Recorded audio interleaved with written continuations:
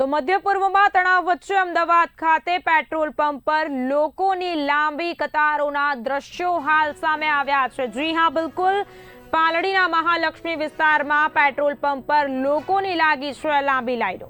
HP petrol pump, Adani CNG pump પર લોકોની લાંબી કતારોના દ્રશ્યો અત્યારે બી ઇન્ડિયાની સ્ક્રીન પર જોઈ શકાય છે।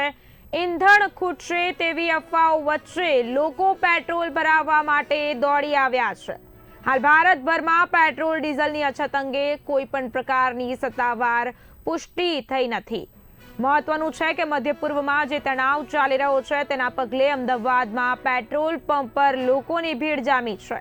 ઈંધણ ખૂટી જશે તેવી અફવાઓ વચ્ચે પાલડીના મહાલક્ષ્મી વિસ્તારમાં એચપી પેટ્રોલ પંપ હોય, અદાણી સીએનજી પંપ હોય, લોકો પોતાના વાહનો લઈને પેટ્રોલ અને ડીઝલ ભરાવવા માટે મોટી સંખ્યામાં ઉમટી પડ્યા છે, જેથી પેટ્રોલ પંપ પર લોકોની મોટી સંખ્યામાં લાઈન લાગી હોય તેવા દ્રશ્યો સામે આવ્યા છે।